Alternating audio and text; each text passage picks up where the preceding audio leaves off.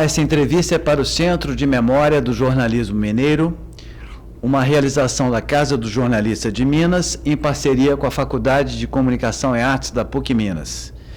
Hoje a gente recebe o jornalista e radialista Erasmo Ângelo.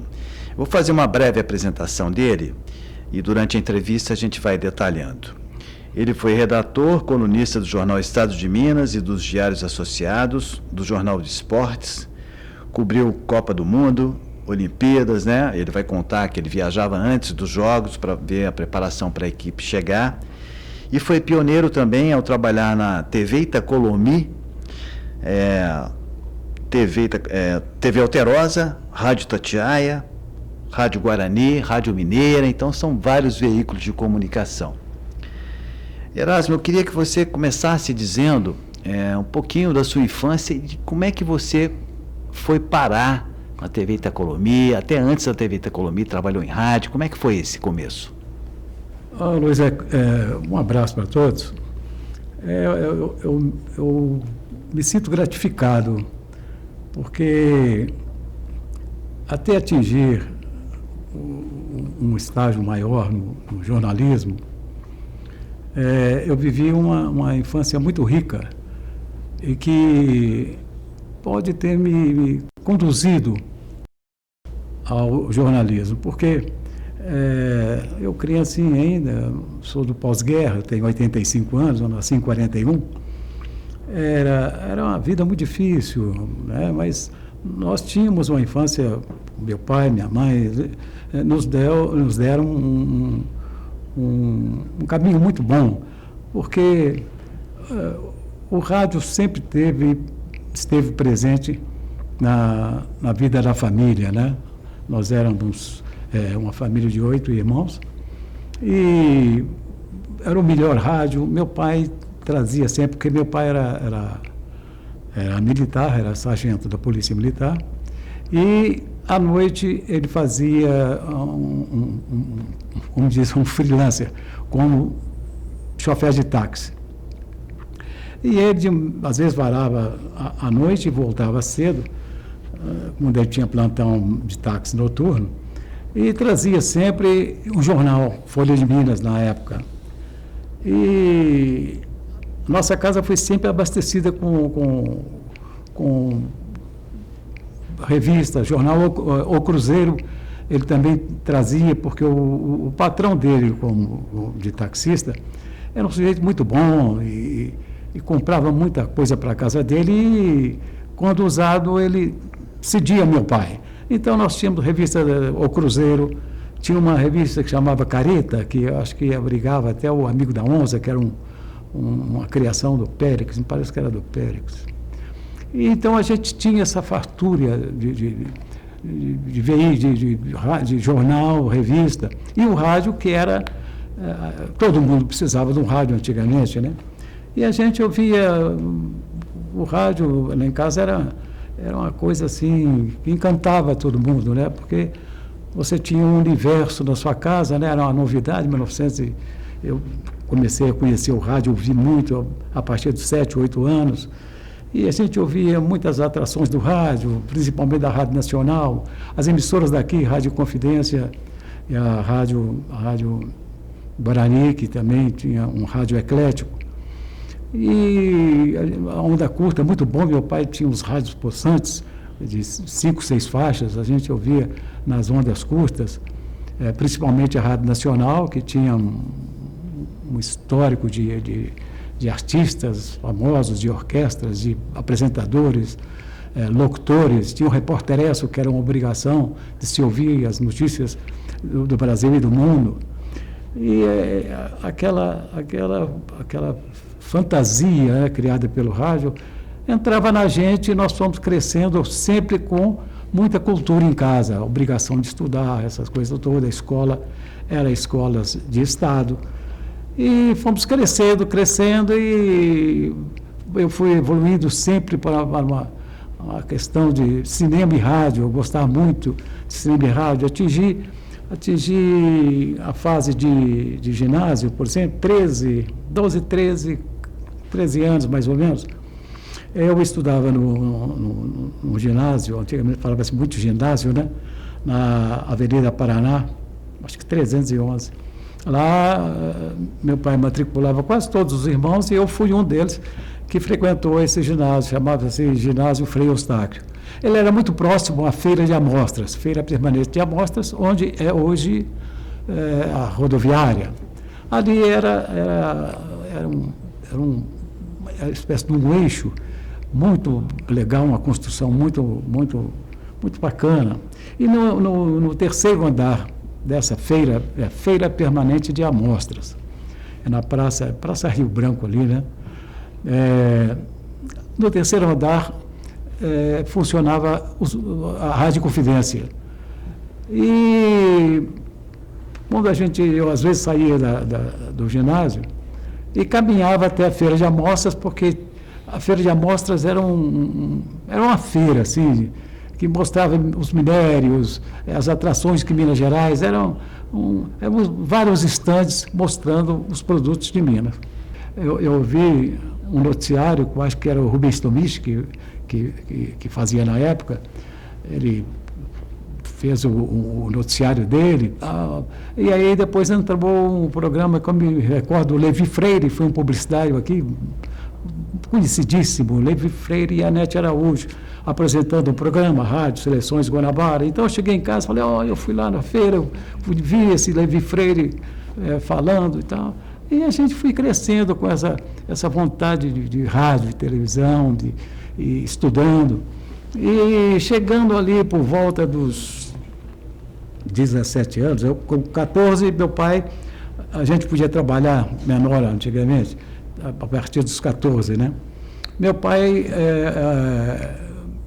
conseguiu um emprego para mim como contínuo num setor lá do Estado que chamava Departamento Estadual de Informações, lá na Rua Gonçalves Dias, ali, 1500 e pouco, perto da Praça da Liberdade.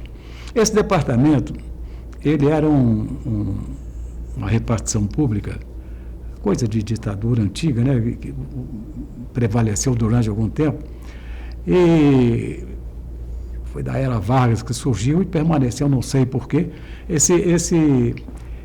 Esse departamento era do Estado, funcionava como órgão de aprovação de programas. Você tinha que tirar o certificado de censura e a liberação para funcionar em Belo Horizonte. Tal. E ali eu conheci um locutor que era da Rádio Minas, da organização Ramos de Carvalho. Essa rádio foi uma emissora musical, acho que a segunda musical, porque a primeira foi a Rádio Mineira e Tamoio. A primeira foi a Tamoio, Rádio Tamoio do Rio, e a segunda aqui, a Rádio Mineira, na qual eu fui, vou contar a história, fui ser locutor lá, um dos escolhidos. E eu trabalhando com esse José Zunquilho, que era locutor da Rádio Minas, que funcionava na Pampulha, ali em frente à Casa do Baile, ali, a Casa do Baile, a lagoa havia sido rompida, né, em 54. Ela estava vazia, mas a rádio funcionava lá como uma emissora musical. Eu falava com ele que eu gostava muito de rádio, ouvia muito rádio, faz um teste aí lá na rádio, quem sabe um dia você vai. E foi naquela conversa quando eu tinha 16, 17 anos. Eu fiz o teste e ele gravou lá para mim a programação, levou um papel da programação da rádio, a rádio era 3 músicas, 2 músicas, um anúncio, uma coisa assim. E ele me fala, está errado, faz isso, faz aquilo, só sei que ele levou para o Ramos de Carvalho. O Ramos de Carvalho, é bom que se diga, foi locutor da BBC de Londres. E ele, ao vir para o Brasil, ele tinha um irmão, que era Luiz de Carvalho, um animador da Rádio Nacional do Rio. Ele ganhou aqui uma concessão de rádio, porque acho que ele era muito amigo do JK, e ele criou essa Rádio Minas. E esse Junquilho, que trabalhava na Rádio Minas, fez a gravação comigo, levou ao Ramos, e o Ramos aprovou. Falei, não pode, rapaz, nós estamos precisando de um locutor aí, de folga e tal. São 4 locutores ou 5, e nos dias de folga que não tiver locutor, ele trabalhava na discoteca. Ele falou comigo, falou, olha, o homem aprovou e tal, vai lá no escritório, assina lá um papel lá do Secretaria do Ministério do Trabalho, carteira, contrato. Falei, olha, coisa boa. Eu estreiei no rádio em 6 de janeiro de 1958. Já como locutor, já? Como locutor, só anunciando música, né? Os anúncios eram pequenos, poucas linhas, que ele tinha uma rádio chique. Era um negócio muito bem feito, um modelo que ele adquiriu na Europa e trouxe para cá e vingou. E ali começou a sua trajetória como locutor de rádio. Locutor. E, curiosamente, poucos dias depois que eu estreiei na rádio, foi uma segunda-feira, 6 de janeiro de 58. Quando a gente sempre ia naquela região que meu pai e a mãe dela morava em Venda Nova. De vez em quando a gente passava naquela antes de eu chegar na rádio, a gente sempre passava naquela bonita barragem, né? Quando estourou, todo mundo lamentou. Só sei que, passados esses anos todos, aprovado lá pelo Ramos de Carvalho, vou estrear na Rádio Minas, fui estrear lá na Pampulha. Era difícil chegar lá, tinha um ônibus, passava lá, tinha um bonde que subia lá, até quase lá perto. E estreei na rádio, dia 6 de janeiro. Curiosamente, o JK foi fazer a reinauguração da Pampulha no final de janeiro de 58 daquele ano. E a Agência Nacional, que cobria a presidência, obviamente, né, precisava da transmissão do JK, inaugurando lá a obra, entregando a nova barragem e tal. E eu vi a primeira ação jornalística da minha vida, porque dois técnicos da Agência Nacional estiveram lá nos estúdios da rádio. Ela era muito próxima da barragem, uns 800, 900 metros. Ali era um ganho enorme para eles, que eles tinham que transmitir. Eles só estenderam um cabo e para o Juscelino fazer lá... Isso para fazer ao vivo, né? Fazer ao vivo. Uhum. Aí eu assistia aquilo tudo, ficava impressionado, acompanhando os caras da Agência Nacional. Pô, fica aqui, fala lá, o cara testava, tal. Falei, mas que coisa e tal. Achava aquilo impressionante. Só sei que o JK veio, inaugurou a Pampulha e eu fiquei com aquelas imagens boas. E falou e já pensou logo, é por aqui que eu quero seguir a minha vida. Eu vi ali que também era um caminho, mas que coisa, mas muito jovem, eu tinha 17 anos. Com 19, passados 2 anos, a Rádio Mineira fez a programação Música, Somente Música. Ela foi idealizada pelo José Mauro. José Mauro é uma figura histórica no rádio brasileiro. Ele é um gênio, que se chama um gênio na comunicação brasileira. Ele fundou, ele fez na Rádio Tamoio do Rio de Janeiro, que era dos Diários Associados, era integrante do grupo associado. Ele implantou, a Mineira foi em 59, ele implantou lá, acho que 57, o Música, Somente Música. E o Zé Mauro, música, somente música? Música, somente música. Eram 3 músicas, um intervalo de 1 minuto e meio, 2, um intervalo comercial, aí continuava mais, a cada janela de 12, 13 minutos, eram 2, 3 músicas, 4 músicas, dependendo do tamanho da faixa, e 2 anúncios, a gente anunciava as músicas executadas, tocadas ali, disco, né? Só tinha disco na época, e... quando ele implantou, eu estava falando do Zé Mauro primeiro. O Zé Mauro veio da Rádio Tamoio e ele, antes disso, ele já era um gênio na Rádio Nacional. A Rádio Nacional foi o que há de mais perfeito, ou havia mais perfeito em atrações radiofônicas, né? Um cast de artistas fantásticos, o melhor que existia em música, orquestra. A Rádio Nacional chegou a ter 4 orquestras. Era um mundo fantástico. E o Zé Mauro trabalhou com o Max Nunes, Haroldo Barbosa, os grandes gênios ali da comunicação do período da época, né? Então eu conheci. Foi que a vida me indicou só caminhos ótimos de pessoas com quem eu trabalhei, do mais alto nível. E o Agnaldo Rabelo, que era então o diretor musical que o Zé Mauro escolheu para dirigir a Rádio Mineira, Música, Somente Música. O Agnaldo Rabelo, por sua vez, veio da A Voz da América, dos Estados Unidos. uma locução perfeita, e ele que selecionava os locutores, porque era uma programação especial, e o Zé Mauro, muito exigente, exigia vozes que tinha o padrão da Tabolho, aquele negócio dele e tal. E o Zé Mauro levou da Rádio Minas o Geraldo Porto, que era locutor também da Rádio Minas, o Zé Junqueiro, que me levou para a Rádio Minas, e em terceira leve eu fui. Só sei que o Ramos, um dia que eu pedi demissão, que eu precisava ir para a Rádio Mineira, ele quase, não é possível, eles estão tirando meus locutores, essa Rádio Mineira, esses diários associados, e xingava e berrava. Ele falou assim, seu Ramos, senhor, desculpa, mas eu recebi essa proposta, a minha vida que começou e tal. Só sei que fizemos um distrato, eu fui estrear na Rádio Mineira, 1º de maio de 1960. Fiz música, somente música. Em 61, a Itacolomi, que tinha também locutores, uma equipe de locutores, através do Ângelo Rezende Costa, que era locutor da Rádio Mineira, ele era chefe de locução da TV Itacolomi. Antigamente na época dirigida pelo Vinícius Carvalho, um gênio em cultura, né? O Zé Vaz. E ele falou, tem uma vaga na TV Itacolomi, que ia sair um locutor, você preencher lá para mim. Falei, vamos. Aí foi uma caminhada boa, porque dali eu dei um passo adiante, porque o pessoal do jornalismo da TV começou eu fazia de vez em quando uns textos em off, umas notícias em off.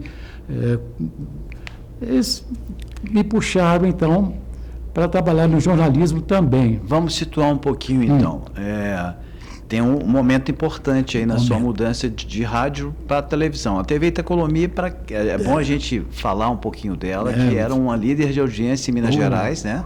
Não existia TV Globo ainda, não existiam essas grandes redes, nem Record, nem Band. E a TV Itacolomi era uma TV que tinha uma audiência incrível. 60%, 70%, 80% da audiência em Belo Horizonte e Minas Gerais. Né? E aí você começou a fazer jornalismo, locução em off, tinha imagem, né? Como é que era trabalhar numa televisão que estava começando, que tinha muito improviso? Porque não se gravava nada, né? Era tudo ao vivo. Isso que era espetacular, né? O pessoal é de uma elevada competência. Nós convivemos com equipes do teleteatro, do jornalismo, da produção, da montagem de estúdio, de cenografia, tudo ao vivo, montado de uma forma rápida, urgente, noticiário jornalístico ao vivo. Isso é uma coisa que, se contasse em detalhes, demorados, ninguém acreditaria que uma TV poderia improvisar e dar tanto certo como deu a TV Itacolomi. Tudo que ela fazia era perfeito, com uma tecnologia de um equipamento novo, que era, na época, a TV, né? A TV Itacolomi, e a gente se sentia satisfeito, porque tudo que era possível fazer, a TV fazia, né? Em teatro, noticiário, esporte, tudo ao vivo. Não existia nada que não fosse ao vivo. E todo dia, Erasmo, vocês matavam um leão, né? Porque fazer televisão ao vivo o dia inteiro, saía de lá exausto, mas assim, se sentindo realizados. Queria que você falasse então da sua atuação na TV Itacolomi como jornalista, como locutor, e como é que foi a sua caminhada depois ali, como é que a televisão evoluiu, até porque depois a TV Itacolomi deixou de existir, né? Como é que foi seu trabalho lá e depois a sua caminhada depois para o jornal e para outras rádios? Foi interessante porque quando chegou 1961, o Múcio Ataíde era um empreendedor imobiliário aqui em Belo Horizonte. Ele começou a construir na Pampulha um clube social chamado PIC, Pampulha Yacht Club, que existe até hoje, é uma estrutura muito moderna, avançada para a época, para se rivalizar com o Yacht Club, que era o xodó em clubes em Belo Horizonte. Em 69, isso foi em 61. E ele decidiu patrocinar da TV Itacolomi um telediário. Só que esse telediário, para ver como é que era a rede associada na época, que perfeição. Eles tinham um link de transmissão que, em certo período da manhã e do começo da tarde, eles transmitiam de São Paulo para São Paulo, Rio, Belo Horizonte. Meio-dia, mais ou menos, virava o link. TV Itacolomi para a Tupi do Rio e Tupi São Paulo. Isso mandando sinal de Minas Gerais para o Rio e para São Paulo. Via aquelas parabólicas. Estúdio, né? Aquelas parabólicas que mandava a imagem uma para a outra, até chegar a engenharia eram os links terrestres, né? O link terrestre, que é essa antena terrestre que ia rebatendo o sinal até chegar lá. Rebatendo o sinal.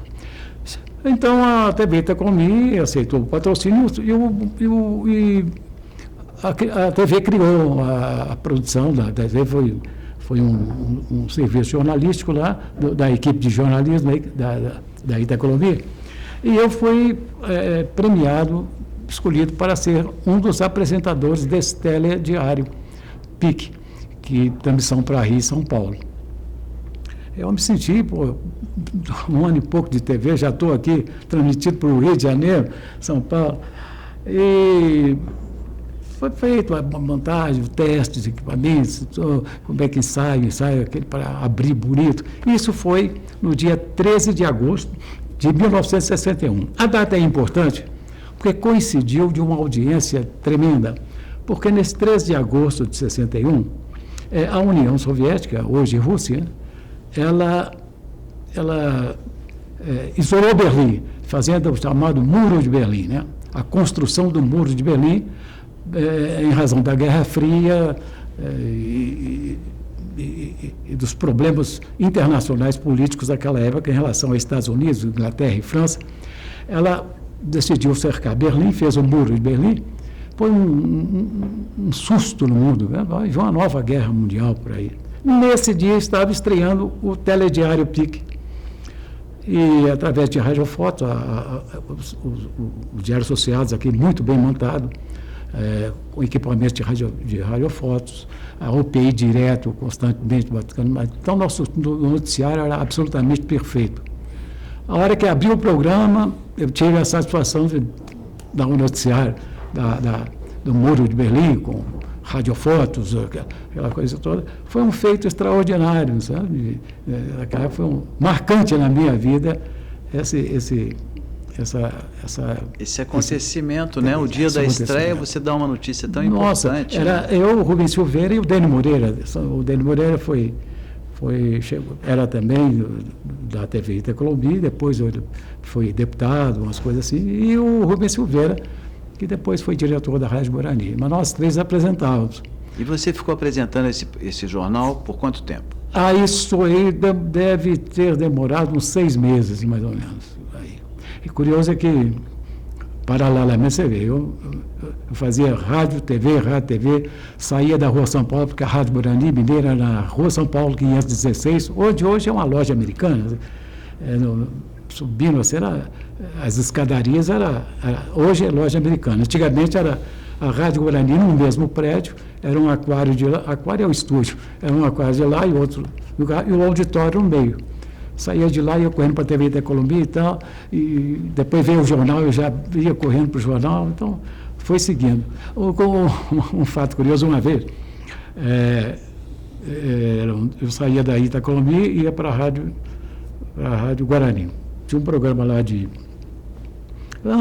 apresentar variedades, tal. A Guarani, ao contrário, a mineira era eclética, fazia tudo e tal. Aí cada artista que ia se apresentar na Itacolomi ia também na Rádio Guarani fazer lá uma pré-hora bacana, para anunciar que estava de noite cantando. E esse dia foi Elisete Cardoso, uma cantora famosa, né, que o Brasil respeitou.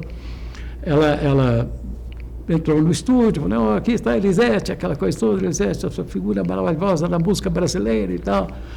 Prazerão, Elisete. Eu conheço, eu te vejo no Rio de Janeiro. Olha que legal. Eu achei legal, você tinha uma audiência boa lá no Rio, né? Você vê, porque a Tupi também mandava no Rio de Janeiro, né? Era grande aqui e lá, né? Aqui.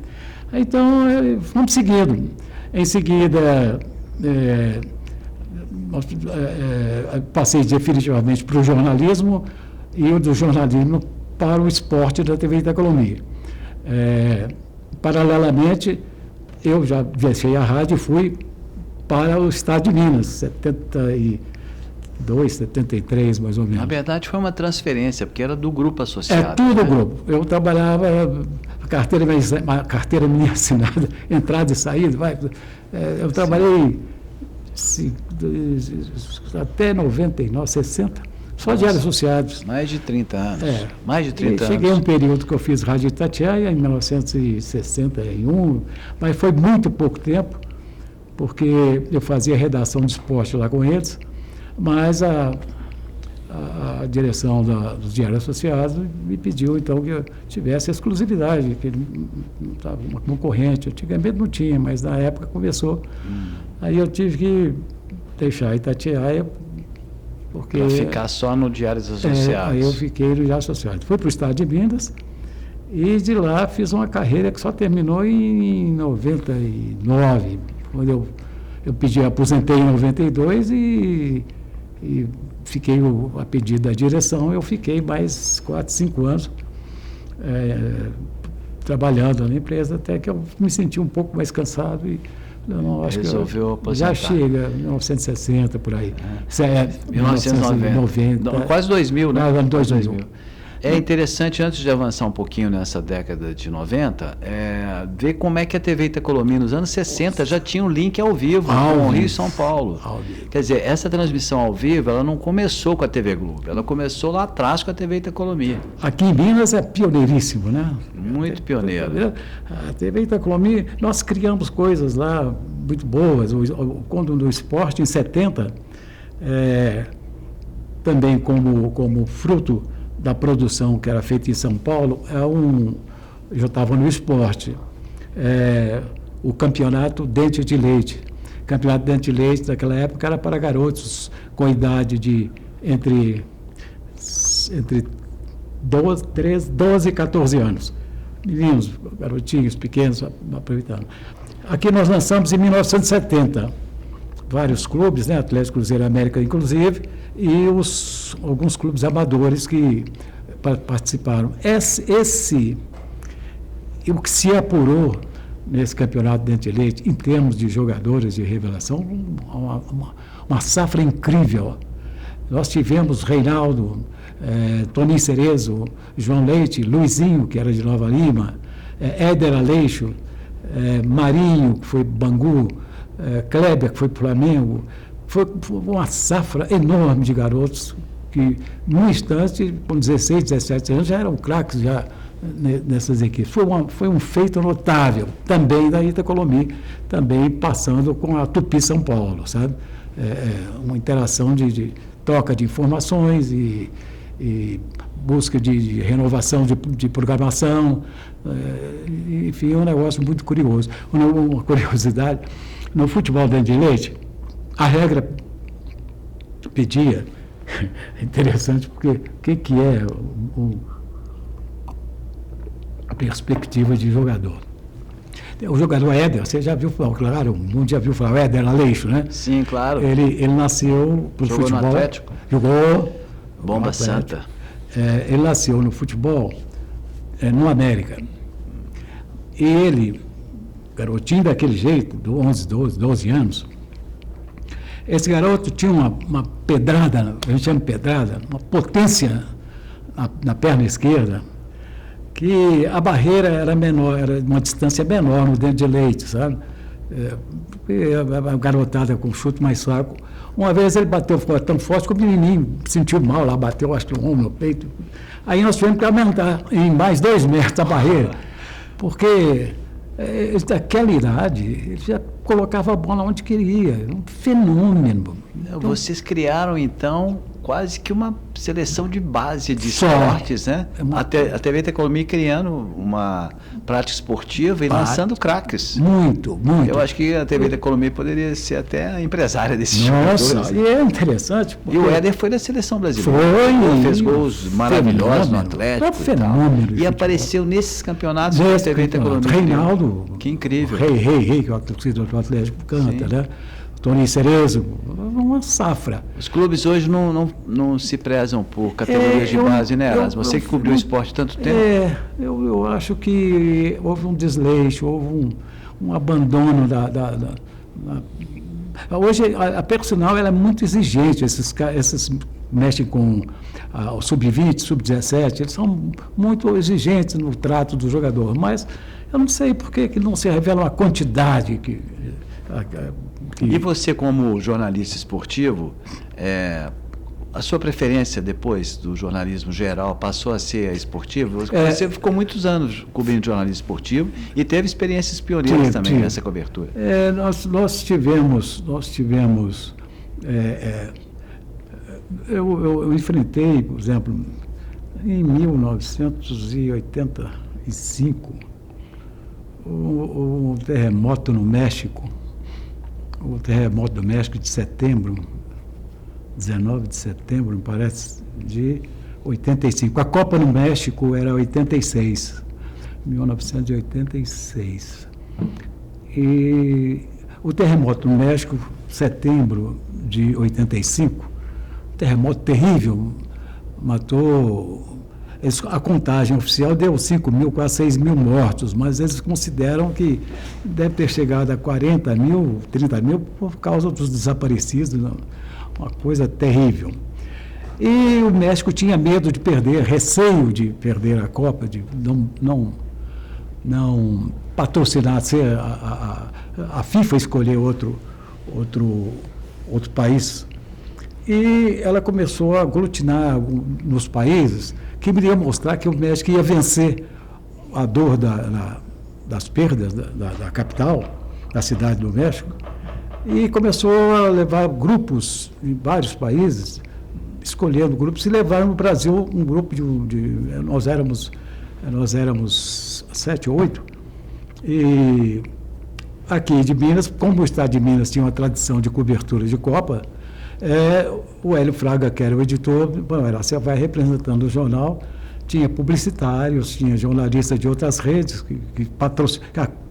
que a FIFA trabalhava com essas empresas que cobriam o evento. Essas tinham preferência nas transmissões, tinha um lugar garantido na transmissão. E nós fomos lá, falamos, aqui será que não tem perigo daquele coisa afundar lá, não? Porque é terrível. Aí você teve receio de ir para o México nessa época? Nós fomos em novembro, 2 meses depois do terremoto, setembro, outubro, novembro. Nós seguimos para a cidade do México e... Mesmo apreensivos? Apreensivos nós enfrentamos lá, corremos a cidade e conhecemos o Arcaras, que era um magnata da TV local, né, da Televisa México, né? Ele disse que estava ajudando o mundo, estava com eles. Fizemos uma entrevista muito boa com ele e nesse dia ele garantiu que a Copa ia ser no México, ele reconstruiria o que era indispensável para a FIFA realizar o Mundial e fez o Mundial, porque realmente foi uma vitória para o esporte e para eles do México, foi sensacional. Eu achei aquilo um marco, sabe? E você também participou de outro tipo de checagem nos Jogos Olímpicos também? Você viajava para ver as condições? A pré-Olimpíada Atlanta, né, Atlanta, nos Estados Unidos, porque também nos Jogos Olímpicos, que o Estado de Minas sempre teve presente, em cobertura em outros países, ele tinha também a sua preferência de transmissão, como a Globo tem, como tinha a Bandeirantes. Nós fomos, eles foram de redes, eu fui de jornal, Jornal do Brasil, o Estadão de São Paulo.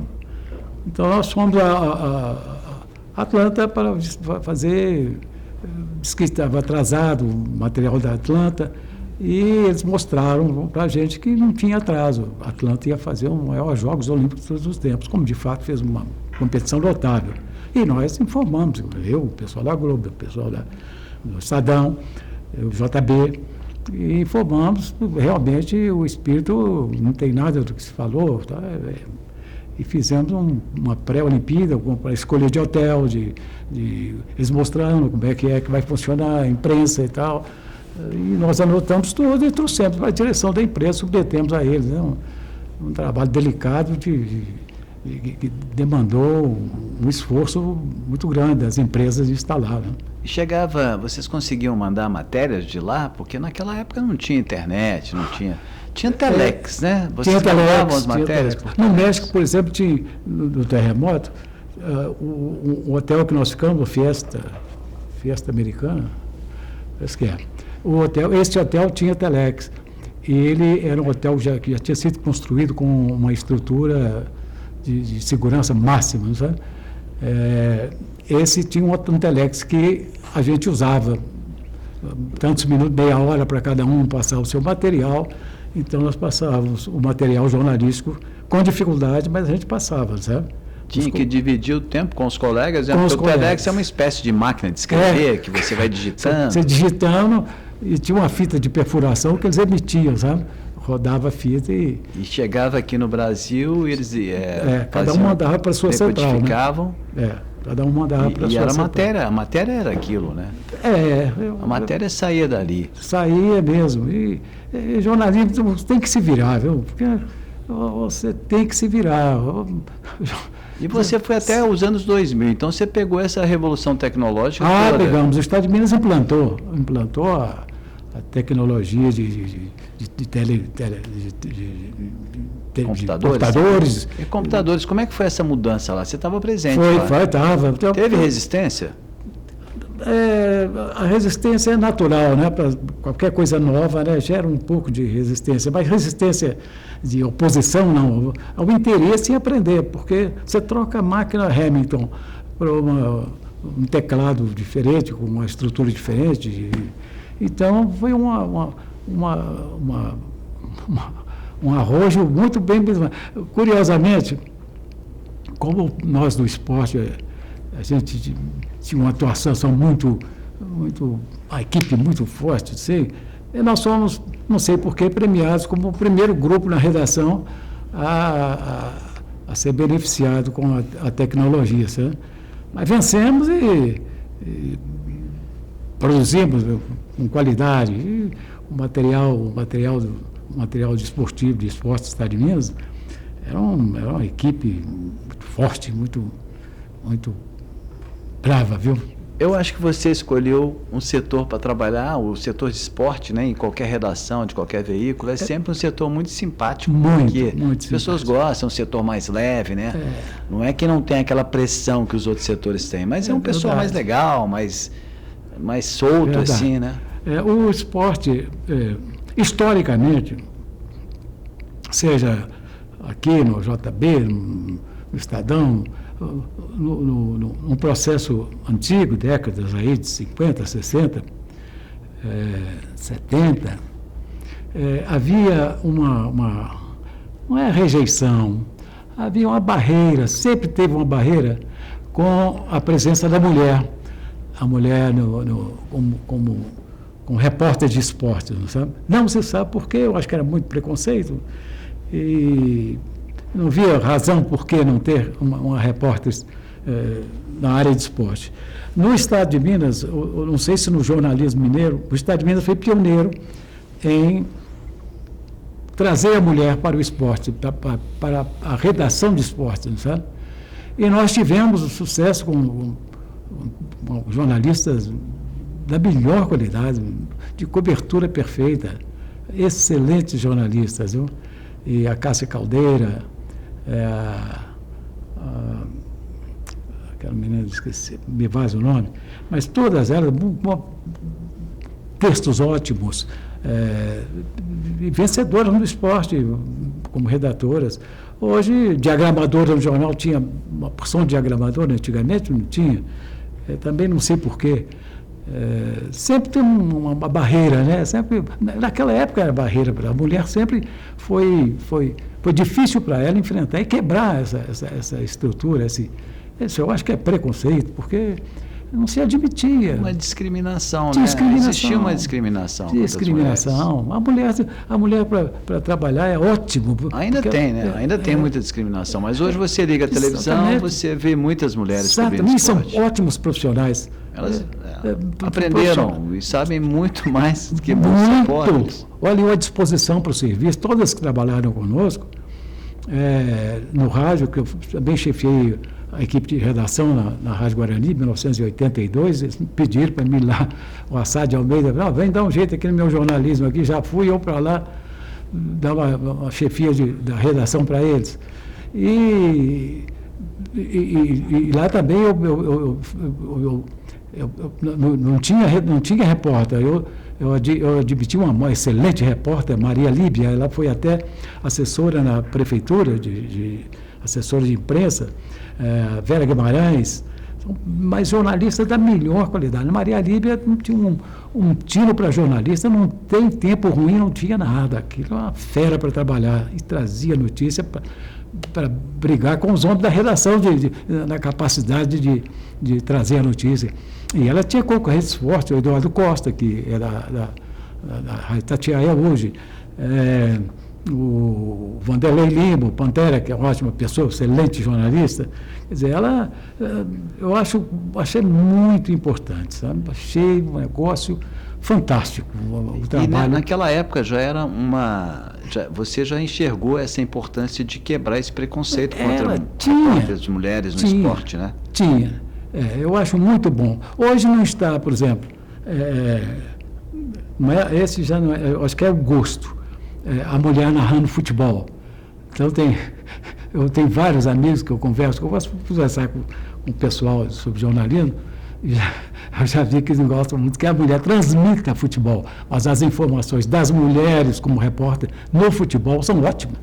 Você vê as repórteres que trabalham no Sport TV, na SPN, você vê que elas estão em cima da notícia, são perfeitas para transmissão, são ótimas jornalistas. As equipes jornalistas, tem muitas delas que são melhores que muito cara aí que metido a fazer jornalismo, mas são ótimas, viu? Muito boas profissionalmente, dão o recado direitinho. Cada dia mais narradoras, mulheres, estão narrando jogos, tanto de feminino quanto masculino. Exatamente, no feminino, no masculino, feminino assim, vou ali às vezes, mas eu acho que no futebol não há uma adaptação, eu não sei se a aceitação, eu não sei, mas na narração eu acho ainda que é preciso aprimorar um pouco, sabe? Mas vai sim. Eu só fiquei fora dos Diários Associados um período, de 92 a 95, porque eu tive que também convidado para assumir a administração da ADENG. A ADENG, que é a que cuida do Mineirão, né? É a autarquia que administrava, hoje é Minas Arena, antigamente era Mineirão. A ADENG administrava o estádio Mineirão e o ginásio Mineirinho. Felipe Drummond, ginásio Felipe Drummond. E aí eu tive que licenciar, fiquei 3 anos no Mineirão e acredito que a gente fez um trabalho a contento, porque felizmente o Tribunal de Contas passou nossas contas no estádio com louvor e não tivemos nenhum problema. Enfrentamos alguns problemas, mas... Quais? Criamos. Cita pra gente quais os principais desafios lá na sua gestão do Mineirão. Os desafios eram terríveis. Por exemplo, quando eu cheguei, o governador da época... Foi antes da reforma, né, Erasmo? A reforma veio para a Copa, né?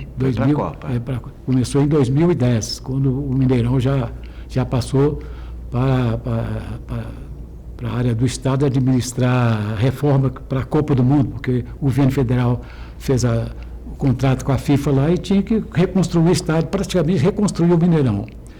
Mas quando eu assumi, falava-se constantemente aí, não, o Mineirão está tremendo, as arquibancadas estão balançando, coisas de balanço, pode ruir, não sei o que e tal, aquele papo aí que todo dia que tinha um jogo. Até hoje balança. Tinha um problema lá que o pessoal de engenharia, quando eu assumi, alertaram, olha, é preciso de ter uma solução e tal. Eu levei o problema ao governador, junto com... Quem era o governador mesmo? O governador era Hélio Garcia. Hélio Garcia. E ele tinha também o Anastasia como subsecretário e o Paulo Paiva como secretário da CEPLAN, Secretaria de Planejamento. Eram pessoas que gostavam de esporte e, felizmente, deu sorte, minha carreira sempre deu certo com as pessoas certas. Viu? Eu levei o problema, olha, precisamos de resolver esse negócio aí, porque já tivemos lá 2 jogos, 80 mil pessoas, que tem gente que fica meio assustada, porque isso é difícil de explicar, porque não sei o quê, tem que ser uma tecnologia para chamar. Aí, uma vez, teve um jogo Atlético e Flamengo, eu falei com o setor de engenharia que o problema poderia ver com um estudo do pessoal da Universidade do Rio de Janeiro também. Aí, o pessoal da secretaria, junto com a Cristiano Ottoni, que faz tecnologia de primeira, né, na Faculdade de Engenharia, né? Eles ligaram para o setor de engenharia do Rio, que tinha uns especialistas que cuidaram de um problema quase semelhante no Maracanã. Esse jogo do Atlético Flamengo tinha uma previsão de público, 90 mil pessoas, e geralmente é terrível. A gente sentia, não sei se você lembra, você foi no Mineirão. Sim, claro, é o que eu estou falando, balança até hoje. Tinha, mas ela balançava mais, acertou. E 90 mil pessoas no estádio. Esses engenheiros, esses técnicos chegaram aqui, uns 4, 5 dias antes, e instalaram vários medidores no estádio, do teto a coisa, e acompanhados também pelo Gil César, que era o construtor do estádio, Gil César Moreira de Abreu. Nós conversamos muito antes e fizemos nossas reuniões, e o pessoal do Rio de Janeiro fez a medição na hora do jogo, com o equipamento todo deles, e levaram a solução posteriormente, alguns dias depois, dizendo que fez uma sugestão, tecnicamente eu não tenho condições de definir a matéria de engenharia que eles aplicaram, estava a cargo do Departamento de Engenharia da ADENG, junto com o construtor Gil César e o pessoal do Rio de Janeiro. Eles chegaram, que o balanço era porque o comportamento da torcida, há anos atrás, todo mundo via jogo sentadinho, e que, com o mudar dos tempos, a torcida começou a mexer mais, balançar e pular, e essa movimentação ondulada era sentida, ressoava no estádio, mas que o estádio não tinha perigo de cair. Mesmo assim, eles recomendavam algumas escolas escolas especiais, que discutiram com a engenharia, o governo aprovou, e foram instaladas essas escolas, deu uma redução muito boa. A escola não é que ia cair, era só para diminuir o balanço, mas não existia perigo nenhum, nunca teve perigo nenhum de queda do estádio. E foi um alívio para a gente, um alívio para o governador, que estava preocupado com esse negócio, e felizmente na minha administração não teve mais nenhum problema. Por outro lado, nós sempre sentimos que, como repórter, como jornalista, a gente sentia que o jornalista era prejudicado nas coberturas do estádio. Por quê? Ele chegava no estádio a tecnologia foi evoluindo, a tecnologia foi mudando, as coisas foram se multiplicando para o bem e para a agilidade jornalística. Eles precisavam de uma câmara escura, não tinha. Tinha que impulsar um banheiro lá, uma privada lá do estádio, botar umas cortinas lá para refazer, trazia a máquina de fora para passar uma fotozinha para o estado de São Paulo, para o jogo de time de fora, né? A câmera escura para revelação, das fotos, para passar na maquininha de emissão de foto.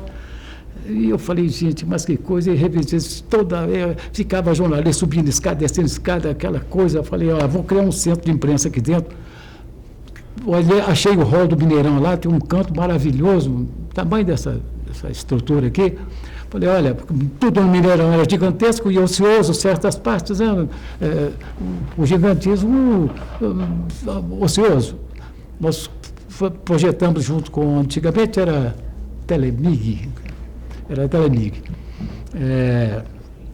Os engenheiros da Telemig estiveram lá, a supervisão esteve, solicitei, é possível criar aqui um centro de imprensa com máquinas, com canais para transmissão de coisas, canais de fonte de áudio para transmissão de emissão, um laboratório, pode ser criado aqui um laboratório. Então, falo, perfeito, a Telemig instala todas as pontas e o equipamento se ajusta. Trouxemos as pontas das linhas todas, interligadas com todo mundo, quem quisesse podia transmitir para onde quisesse, para a China, para o mundo inteiro. O laboratório, criamos um laboratório, resolvemos o problema, quer dizer, ficaram satisfeitos, não porque era um favor da empresa, era obrigação do administrador, né? Permitir que a empresa tenha um lugar decente para trabalhar. Então, eu fiquei muito satisfeito, feliz, porque o que eu sofri na cobertura jornalística no Mineirão, agora tudo se resolvia ali mesmo. Então, a sala de imprensa sempre cheia, tal, qualquer jogo, seja jogo desse tamanhozinho ou gigantesco, estava dando assistência ao jornalista. A mesma coisa no Mineirinho. O Mineirinho tem uma história gozada, porque houve um período em que houve um abandono, um desleixo com a obra daquela, um estádio que custou uma fortuna, né? Um ginásio. E ele ficou ocioso, ninguém queria jogar lá, porque a estrutura é assim, abandonada. Tal. E eu cheguei, e não sou Salvador, mas o governador pediu para ter solução. Eu falei, olha, vamos tentar a solução aqui, que ele me apertou, eu vou apertar quem está aqui. Como é que é esse negócio do Mineirinho? Vão lá. Não pode ir lá muito não, porque lá está cheio de pulga, não sei o quê.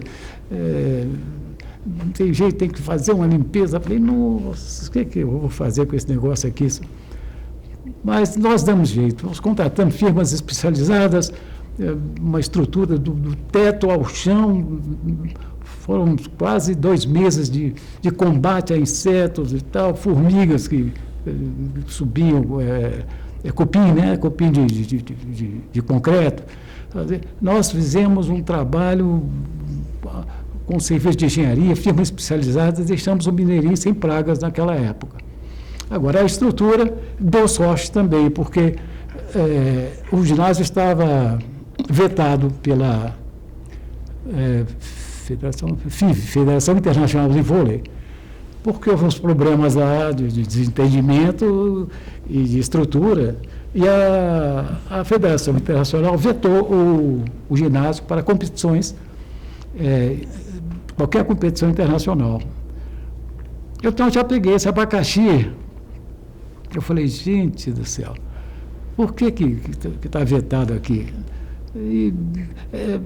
Isso, tem aquilo, tem placas que não devem, precisa mudar, os vestiários são gigantescos, os vestiários lá do... Tudo no Mineirinho também é grande, são mais maltratados, não tinha estrutura. O cara não podia nem mudar a roupa direito nos vestiários, então... eu falei, vai gastar um pouco, o secretário, porque do jeito que está, vai continuar abandonado. Não, nós precisamos botar jogo aqui, não pode ficar ocioso. Aí eu falei, nós vamos fazer. Os custos são esses, então vamos lá tocar. Felizmente, quando começamos a atacar os problemas do Mineirão e prometendo que a gente ia dar uma solução ao Mineirinho para implantar, surge a notícia no Rio de Janeiro que o Brasil ia patrocinar, ia ter o Mundial de Vôlei. Mundial de Vôlei 92, 93, parece, a data, confundo aqui. E um dos uma sede base seria São Paulo, no Ibirapuera, ginásio Ibirapuera, e a segunda sede, Belo Horizonte, desde que se entregasse o Mineirinho em condições de realização, com um compromisso internacional de se entregar o que foi exigido pela FIVE, Federação Internacional de Vôlei. O Nussmann teve aqui em casa, ele era o presidente, não sei se vocês conhecem, ele era um sujeito muito famoso na época, um dirigente muito impetuoso. Ele veio aqui e falou, o Mineirinho, se não arrumar, não vai sediar, não, nós vamos mandar para Brasília, seja para onde for, mas aqui, pela logística de transporte, de viabilidade, rede hoteleira, para nós satisfaz mais se puder ser. Aí eu tive que consertar e falei, olha, isso ocorreu numa exigência, estão exigindo, e se pode garantir, o Anastasia, bom, vamos garantir, vamos fazer esse mundial. Eu passei para ele o ofício, o governo topa. Então nós vamos na Suíça, lá em Lausanne, na sede da FIA, para fazer esse compromisso. Você tem que levar uma carta do governador garantindo que tudo será feito. Eu falei, não tem problema não, nós vamos conseguir, vai sair o Mundial aqui em Minas Gerais. Felizmente, é por isso que dá bom trabalhar com esportistas, né? E com gente que tem visão. Vem turista, vem delegação estrangeira, jornalista estrangeiro, vai ser um Mundial em Belo Horizonte. O governador entendeu perfeitamente, fez a carta de compromisso. Nós chegamos na Suíça, no colegiado lá, apresentamos a carta, garantidas, vai ser sede. Aí fizemos as alterações todas. Fechamento, porque lá era aberto, não sei se você lembra, o ginásio interno, aquela estrutura enorme, ele é um triângulo, em cima ele é um triângulo. E aquilo vai abrindo com, acho que 12, 15 metros de altura, acho que 6 de largura, cada um daquele tinha. E havia uma espécie, eu acho que é 32 ou 20, eu não me lembro mais, daqueles. E ali entrava vento para burro, ventava, chovia, aqui não podia ter vôlei, a bola com aquela ventania. Fizemos fechamento todo em lona, porque eles pediram fechamento, não sei o que, nós fizemos em lona bonita, tal, lona de e uma sala de imprensa absolutamente magnífica. Aquilo que a Telemig fez no Mineirão, nós pedimos a Telemig e eles aceitaram perfeitamente. Alargamos que era uma competição internacional, jornalistas estrangeiros viriam, a sede nossa era Coreia, Itália, acho que Espanha, uma coisa assim, e eles precisavam mandar para o mundo o noticiário do Mundial. A seleção brasileira também sediou aqui. Fizemos uma sala de imprensa mais magnífica, com mais recursos ainda, por causa da integração internacional, com DDI, com tudo, Telemig pôs à disposição. Então, foi um Mundial perfeito. Eles só lamentaram, depois o presidente da FIB esteve aqui, só lamentaram não ter marcado a final para Belo Horizonte, porque é um público que adora vôlei, e o mineiro gosta de vôlei, e a seleção brasileira, as jogadoras estavam alucinadas com a torcida mineira aqui. Então, lamentavelmente. Nossa, que ótimo saber, Erasmo, que você deu um jeito no balanço do Mineirão, criou uma sala de imprensa e resolveu a questão do Mineirinho. Pena que o Mineirinho hoje está tão jogado às traças, né? Uma pena que eles não continuaram o seu trabalho. A partir do momento em que houve a separação, que a DEG ficou com o Mineirinho só e não tem mais o Mineirão, aquilo, parece que houve uma desconexão, não sei, eu também sinto que não há mais aquela chama. O mineiro continua amando o vôlei. Nossa, e tem muitos times bons aqui, só que o estádio não tem mais condições de abrigar. Uma pena. A gestão é do governo do estado, né? Então, do Mineirinho, parece que sim, eu não tive, mas parece que é. É uma questão que precisa ser resolvida.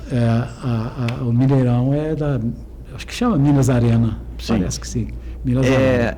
Bom, a gente avançando, eu queria te perguntar o que mais que você poderia destacar da sua carreira profissional, tão marcante, né? Coisas tão marcantes que você apresenta aqui como gestor, como jornalista. O que mais que você acha que é bacana se destacar para o Centro de Memória? Eu acredito que as dificuldades de que o jornalista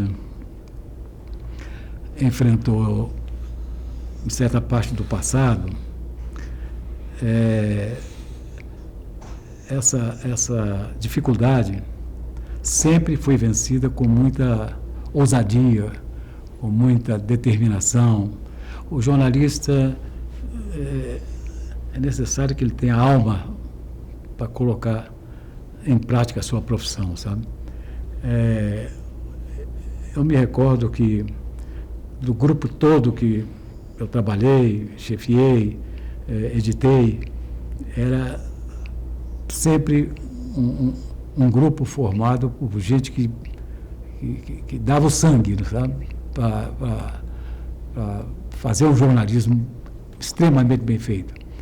E nós tínhamos o cuidado, sempre eu tive também um cuidado, e faço isso até hoje, que eu ainda faço uma coluna para um site, o Capa Brasil.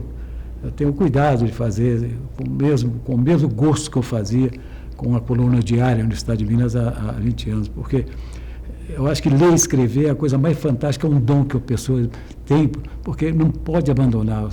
O jornalista tem que ler muito, não pode deixar um segundo se descuidar. E aquela valentia, aquela garra do jornalista, que sem os recursos tecnológicos que o jornalista dispõe hoje, ele poderia fazer muito mais, sabe? Eu vejo que, sei não, porque eu ouço demais, minha vida é ligar o rádio, ver televisão, para dentro do jornalismo. E eu acho que é um jornalismo um pouco burocrático, sabe? Está muito afeito às coisas que já chegam prontas, não sabe?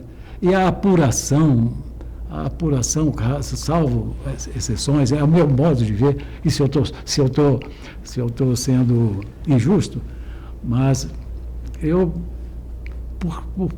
por ter vivido uma fase em que a apuração era uma coisa meticulosa, uma coisa férrea, sabe? Eu vejo que hoje a apuração é um pouco desligada, ela não tem a gana, sabe? A notícia vem para você, às vezes é encharcada, vem inserida de textos coletados de fontes já abastecidas por noticiário. A procura do noticiário local, principalmente. Eu conversei com os amigos meus de São Paulo, eles falaram, esse fenômeno está ocorrendo aqui em qualquer lugar, porque essa bravura jornalística parece que não está muito no seio dos profissionais. Talvez seja problema de comando, não sei, acomodação, mas mesmo assim é um jornalismo que aproveita da tecnologia também, né? Porque é ágil, extremamente ágil, né? Fartura de imagens, e agora tem coração na boca e no teclado, né? E é muito bom. O jornalismo é uma coisa maravilhosa, fantástica, né? E hoje o repórter, né, o profissional que trabalha em veículos profissionais, ele consegue fazer, né, várias coisas ao mesmo tempo, pois né? É bem mais, não é que é mais fácil, mas ele tem mais ferramentas para desenvolver um trabalho. Ele dispõe de ferramentas que o possibilitam fazer um jornalismo melhor ainda, buscar mais, né? Criar mais, né? Acho que você falou tudo. As ferramentas deixam ele à vontade para criar, para fazer o máximo, sabe? O máximo. Nós temos alguns brilhantes jornalistas aí, nós temos hoje em dia brilhantes, né? Mas os que estão começando, os que já estão na tarefa, é preciso dar gana, sabe? Eu preciso tem que estar no sangue, de remador, né? sabe? Tem que estar no sangue? Tem que estar no sangue, viu? Porque, sim, paga pouco. Sim, é isso. Tem as dificuldades naturais de qualquer profissão. Mas o jornalismo ninguém fica bilionário. Eu não conheço jornalista bilionário. Só os agraciados com certos premiados aí, com isso justamente e corretamente premiados, porque é o esforço que tiveram de ser premiados. Mas, mesmo que não seja uma profissão que signifique um ganho ideal e merecido, eu acho que falta um pouco mais de empenho, sabe? De busca, sabe? Porque a ferramenta está aí, mas eu acho que pode ir buscar mais um pouquinho, sabe? O jornalismo seria mais bonito. Erasmo, como é que você vê esse papel da Casa do Jornalista e do Sindicato do Jornalista na gestão e no equilíbrio profissional? Olha, eu acho fundamental, sabe? A atuação, por exemplo, a gente está fazendo aqui um depoimento que eu não sei como ele vai ser encarado, como as pessoas entendam, possam entender as minhas colocações, mas eu também não sou mestre nem professor de nada para ensinar nada a ninguém e dar lição a ninguém. Mas o papel das duas entidades é um papel fundamental e